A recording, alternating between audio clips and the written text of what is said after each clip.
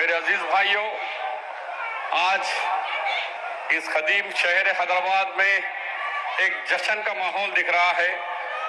मैं और हमारे हरदिल अजीज चीफ मिनिस्टर साहब और बैरिस्टर असदुद्दीन साहब गाड़ी में आ रहे थे तो बुरखापोश खवातीन भी बड़ी तादाद में दिखे।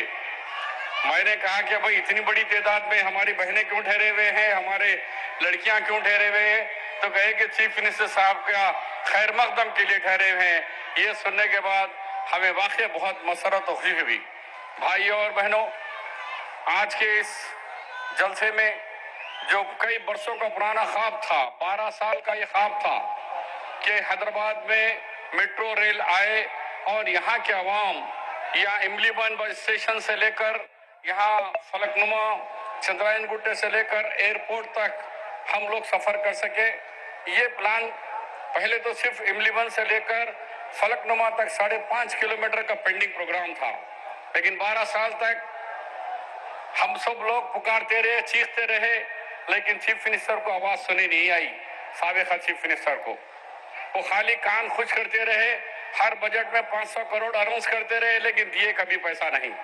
लेकिन आज आपके साथ में, आपके दरमियान में हमारे तेलंगाना के हरदिल अजीज चीफ मिनिस्टर, नौजवान साथी, नौजवान चीफ मिनिस्टर आली जनाब रेवंत रेड्डी साहब, उन्होंने कहा कि नहीं, हम पुराने शहर को पुराना नहीं रहने देंगे। आज के बाद पुराना शहर नहीं, शहर हैदराबाद, ग्रेटर हैदराबाद बोलना है। इसको पुराना कहकर हमारे जिस्म का एक हिस्से को अलग नहीं करना है। हैदराबाद एक जिस्म है, उसको एक हिस्सा पुराना शहर बोलकर उसको बैकवर्ड नहीं रख सकते। इसको तो मैं बर्दाश्त नहीं करूंगा।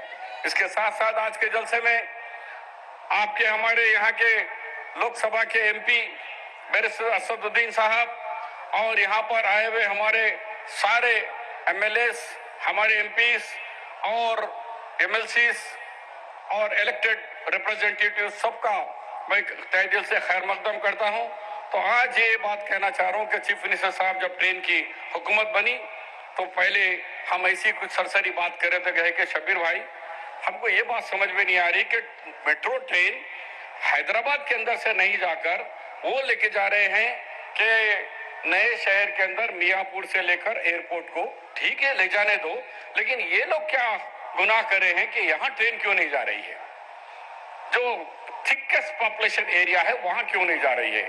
और उन्होंने एक बात कही जो मेरे दिमाग में भी नहीं है। उन्होंने कहा कि आप महसूस करें कभी शब्बीर भाई, जब बड़े लोग जाते हैं वहां से, माधवपुर से, मियापुर से, तो वो गाड़ी सेल्फ ड्राइव करते जाते हैं, रेलवे स्टेशन में रखते हैं और स्टेशन में बैठते हैं, फ्लाइट में बैठते, फिर वापस आते, फिर गाड़ी ड्राइव करते घर आ जाते हैं। अरे जब पुराने शहर के अंदर से कोई आदमी जाता है, चाहे वो उम्रे के लिए जाओ, चाहे हज के लिए जाओ, चाहे गल्फ कंट्री में कमाने के लिए जाए, चाहे हिंदू भाई हो, मुस्लिम भाई हो, उसके साथ मिनिमम 50 लोग जाते हैं छोड़ने के लिए, फिर रिसीव करने के लिए भी 50 से 100 लोग जाते हैं। ये फुल ट्रैफिक का एरिया है। यहाँ उन बेचारों को नहीं देकर पैसे वाले दौलतमंदों के लिए सोच रहे हैं। मेरी सोच वो नहीं है। मेरी सोच ये है कि शहर के अंदर चाहे कोई भी मजहब का हो, यहाँ के लोग जो भी जाते हैं गल्फ में कमाने के लिए हो, चाहे उम्रे के लिए हो, हज के लिए हो, या और कोई मकसद से जाने वाले हो, तो उनको छोड़ने के लिए जाने वाले भी बड़ी तादाद में होते हैं, उनको रिसीव करने के लिए बड़ी तादाद में हो। फिर एरिया कैसे डेवलप होगा? मैं बता दे चलो रेवंत रेड्डी साहब को, जब 2008 में फाउंडेशन डाले, 2008 में फाउंडेशन डाले राजशेखर रेड्डी साहब, और इत्तेफाक से मैं भी जब था इंचार्ज हैदराबाद मिनिस्टर, आज मुझे इस बात का भरोसा है हम सेकंड टाइम फिर नाम यहाँ पर आज फाउंडेशन को आए हैं।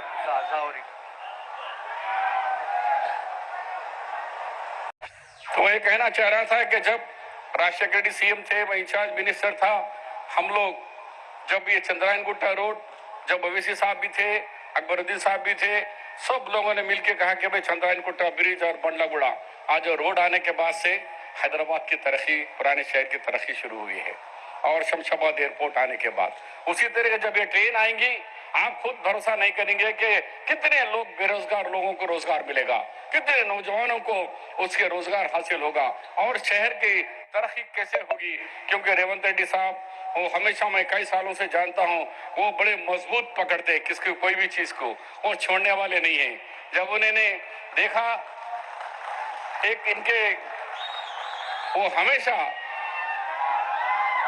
तो रेवंत रेड्डी जी के बारे में ज्यादा बोलते हैं। वो चाहे खाली ट्रेन ही नहीं, अभी हाल ही में देखा कि 200 करोड़ रुपए रोड वाइडनिंग के लिए खाली जमा खर्च नहीं बल्कि जियो के साथ फंड भी रिलीज करने वाले कोई सीएम है, वो है रेवंत रेड्डी साहब।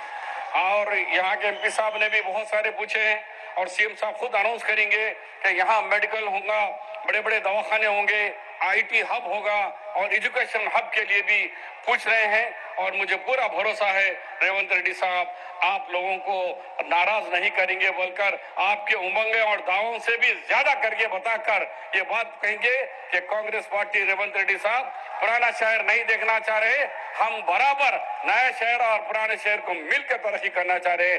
जय हिंद, खुदा हाफिज।